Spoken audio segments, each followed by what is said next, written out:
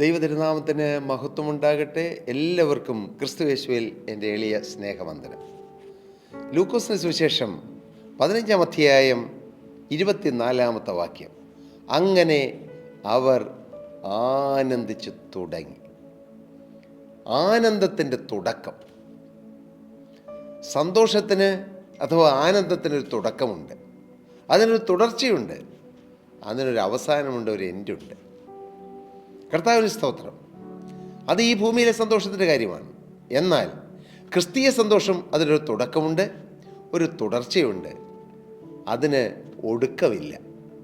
എന്താണത് പറയാൻ കാരണം? ഈ ഭൂമിയിൽ നമ്മുടെ ജീവിതം മാറ്റപ്പെട്ടാലും സന്തോഷത്തോടെ ഈ ഭൂമിയിൽ നിന്ന് കടന്നുപോയ ഒരു വ്യക്തിയെ സംബന്ധിച്ചിടത്തോളം അദ്ദേഹത്തിൻ്റെ ജീവിതത്തിൽ ആനന്ദത്തിൻ്റെ പറുദീസയിലേക്ക് പ്രവേശിക്കുകയാണ്. നിത്യമായ ആനന്ദത്തിൻ്റെ പറുദീസ. പ്രിയപ്പെട്ടവർ, ഞാൻ അതിലേക്കല്ല ഇന്നത്തെ നിങ്ങളുടെ ശ്രദ്ധ ഞാൻ തിരിക്കുന്നത്.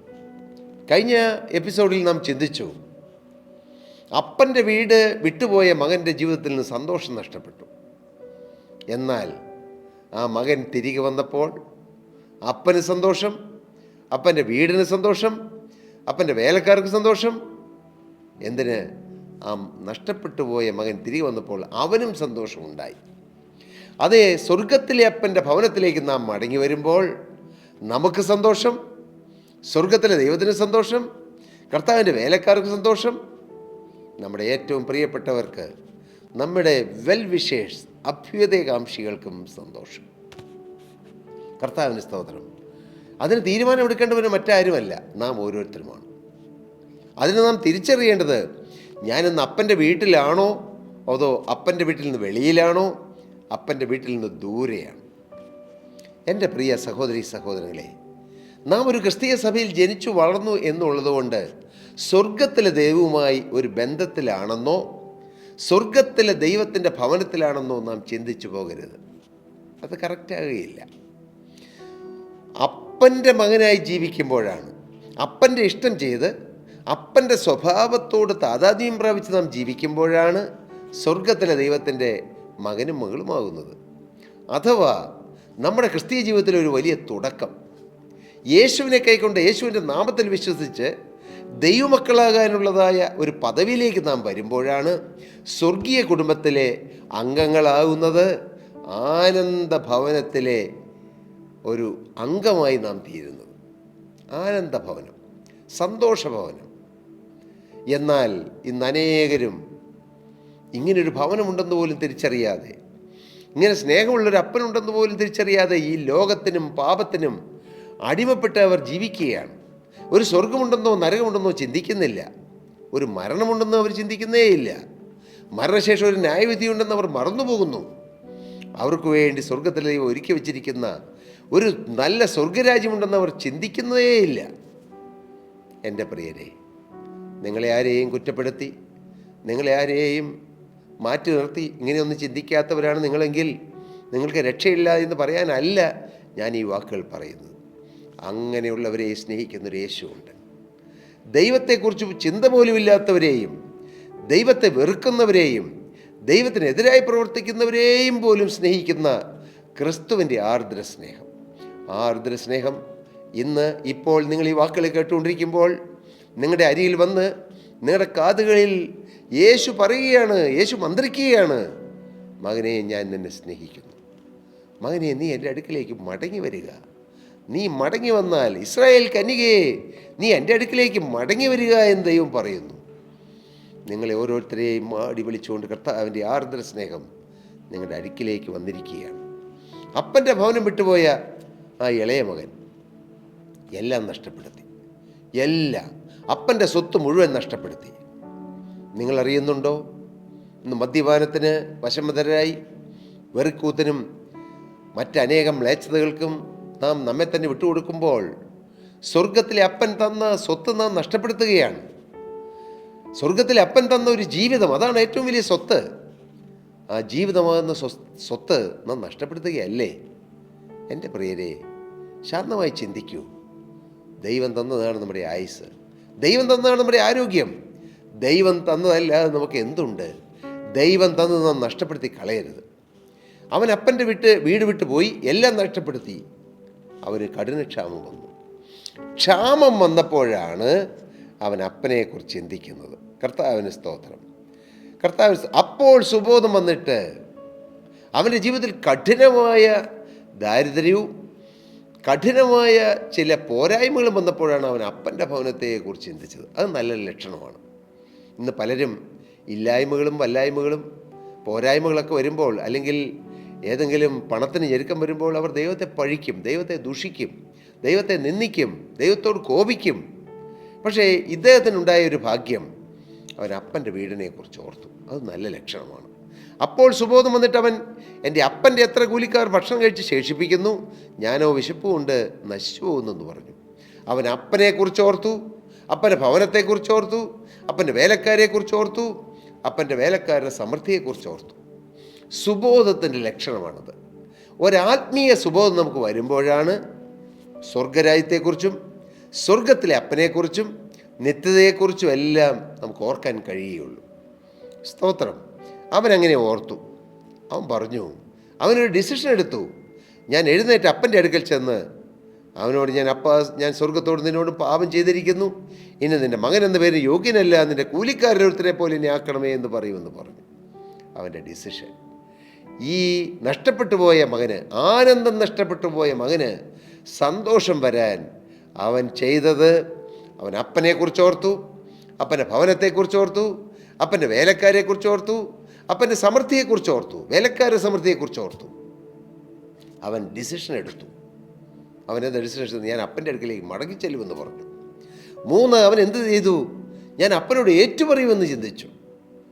അങ്ങനെ അവൻ എഴുന്നേറ്റ് അപ്പൻ്റെ അടുക്കിലേക്ക് പോയി. കർത്താവിന് സ്തോത്രം.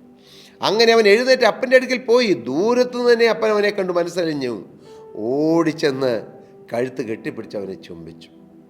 അപ്പൻ്റെ സ്നേഹം. മകനെ, നിനക്ക് വേണ്ടി കാത്തിരിക്കുന്നൊരപ്പൻ, മകളെ, നിനക്ക് വേണ്ടി കാത്തിരിക്കുന്ന ഒരു അപ്പൻ സ്വർഗത്തിലുണ്ടെന്ന് നീ തിരിച്ചറിയുന്നുണ്ടോ? അവന് നിന്നോട് കോപമല്ല, നിന്നോട് കരുണയാണ്. അവന് നിന്നോട് വാത്സല്യമാണ്. അവൻ നിന്നെ കാത്തിരിക്കുകയാണ്. പാപത്തിൽ ജീവിക്കുന്ന ഇവനക്കാരാ നിന്നെ കാത്തിരിക്കുന്നൊരു യേശുവുണ്ട്.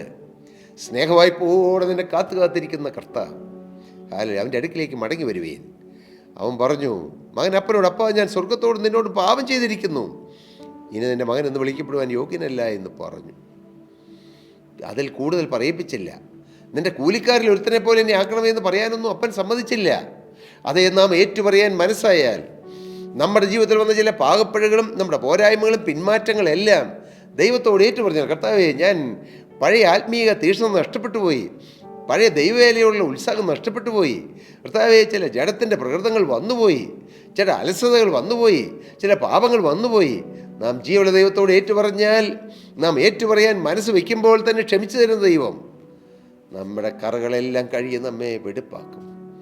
അങ്ങനെ അപ്പൻ എന്ത് ചെയ്തു? അപ്പൻ തൻ്റെ ദാസന്മാരോട്, വേഗം മേൽത്തരമായ അങ്കി കൊണ്ടുവന്ന് ഇവനെ ധരിപ്പിപ്പീൻ, ഇവൻ്റെ കൈക്ക് മോതിരവും കാലിന് ചെരുപ്പ് പിടിപ്പിപ്പീൻ, തടിപ്പിച്ച കാളക്കുട്ടിയെ കൊണ്ടുവന്ന് അറുപ്പീൻ, നാം തിന്നാനന്ദിക്കുക.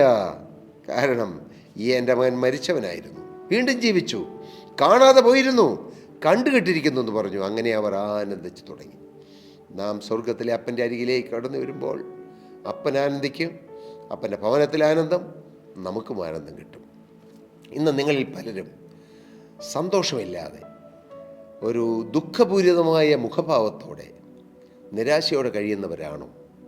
നിങ്ങളുടെ നിരാശയ്ക്ക് കാരണം ഞാൻ നിങ്ങളോട് പറയാം, സ്വർഗത്തിലെ അപ്പനുമായിട്ടുള്ള ബന്ധം നഷ്ടപ്പെട്ടതാണ്. ഈ സ്വർഗീയ സ്നേഹവുമായി ഒരു ബന്ധം നാം പുനഃസ്ഥാപിച്ചാൽ നിങ്ങൾക്കാനന്ദം, നിങ്ങളുടെ കുടുംബത്തിലാനന്ദം, നിങ്ങളുടെ ഔദ്യോഗിക രംഗത്ത് ആനന്ദം, നിങ്ങളുടെ കുടുംബ ജീവിതത്തിൽ ആനന്ദം, നിങ്ങൾ എവിടെയെല്ലാം ആയിരിക്കുന്നു അവിടെയെല്ലാം ആനന്ദം, ദൈവവേലയിൽ ആനന്ദം, ദൈവമക്കൾ കൂട്ടിവരുന്ന കൂട്ടായ്മയിൽ ആനന്ദം. അങ്ങനെ നിങ്ങൾ ആനന്ദിക്കും, നിങ്ങൾ മുഖാന്തരം മറ്റുള്ളവർ ആനന്ദിക്കാൻ ഇടയാകും. എൻ്റെ പ്രിയരെ, എൻ്റെ പ്രിയ സഹോദര, പ്രിയ മകനെ, പ്രിയ മകളെ, നീ മടങ്ങി വരുന്നത് മൂലം അനേകർക്ക് എല്ലാത്തിലുപരി സ്വർഗത്തിലെ ദൈവത്തിന് ആനന്ദമുണ്ടാകാൻ ഇടയാകട്ടെ. കർത്താവിന് സ്തോത്രം. അതിന് നാം എന്ത് ചെയ്യണം? നാം പേടിച്ച് ഭയപ്പെട്ട് മാറി നിൽക്കുകയല്ല. നമ്മെ സ്നേഹിക്കുന്നൊരു യേശുവുണ്ട്. കാൽവറിയിൽ നമുക്ക് വേണ്ടി അവസാനമുള്ള രക്തം വരെ ഊറ്റിത്തന്ന് നമ്മുടെ പാപങ്ങൾ കഴുകിത്തരുവാൻ, നമ്മെ യഥാസ്ഥാനത്താക്കുവാൻ, ദൈവരാജ്യത്തിൻ്റെ അവകാശം നമുക്ക് തരുവാൻ ആ നിത്യ തേജസ്സിലേക്ക് നമ്മെ മടക്കി വരുത്തുവാൻ ആഗ്രഹിക്കുന്ന ജീവുള്ള ദൈവത്തിൻ്റെ കരങ്ങളിലേക്ക് നിങ്ങളുടെ ജീവിതം കൊടുക്കൂ. ദൈവസന്നിധിയിലേക്ക് മടങ്ങി വരൂ. പഴയ സമർപ്പണത്തിലേക്ക് നിങ്ങൾ വീണ്ടും വരൂ, യഥാസ്ഥാനപ്പെടൂ. അങ്ങനെയെങ്കിൽ നിങ്ങളുടെ ജീവിതം ധന്യമായി തീരും. അതിനിടയാകട്ടെ. അങ്ങനെ അവർ ആനന്ദിച്ചു തുടങ്ങി. ഒരാളുടെ മടങ്ങി വരവ് അനേകരെ ആനന്ദിപ്പിച്ചു. ഹല്ലേലൂയ.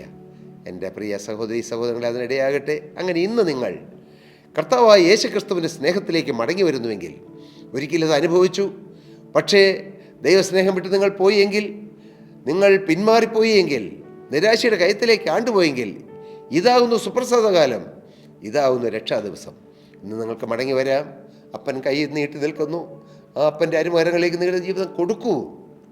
ഹല്ലേലൂയ. അങ്ങനെ ജീവിതം കർത്താവിന് കൊടുക്കുന്നവർ, പിന്മാറ്റത്തിൽ നിന്ന് മടങ്ങി വരുന്നവർ, യഥാസ്ഥാനത്തിലേക്ക് വരുവാൻ ആഗ്രഹിക്കുന്നവർ, അവർക്ക് വേണ്ടി ഞാൻ പ്രാർത്ഥിക്കാം. സ്നേഹം നിറഞ്ഞ കർത്താവേ, സ്വർഗീയ പിതാവേ, ഇന്ന് അവിടുത്തെ സ്നേഹത്തിലേക്ക് മടങ്ങി വരുന്ന അവിടുത്തെ മക്കൾക്ക് വേണ്ടി ഞാൻ പ്രാർത്ഥിക്കുന്നു. നാഥ, ഒരു കാലത്ത് അവിടുത്തെ സ്നേഹം അനുഭവിച്ചു. ഒരു കാലത്ത് ഈ അപ്പൻ സ്വർഗത്തിലേയും നല്ലവനെന്ന് രുചിച്ചറിഞ്ഞു. എന്നാൽ അപ്പൻ്റെ ഭവനം വിട്ട്, ആ സ്നേഹം വിട്ട്, ആ കരുതൽ വിട്ട്, ആ തലോടൽ വിട്ട്, ദൈവവേല വിട്ട് പിന്മാറിപ്പോയവരാരെങ്കിലും ഇന്ന് മടങ്ങി വരുന്നുവെങ്കിൽ, കർത്താവേ, അവരെ അവിടുത്തെ സ്നേഹം തലോടണമേ. അവരെ പുതിയ വസ്ത്രം ധരിപ്പിക്കണമേ.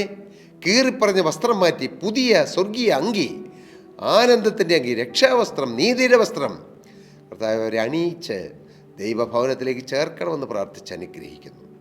എല്ലാ നന്മകളാലും നിറയ്ക്കണമേ, കൃപയിൽ പൊതിയണമേ.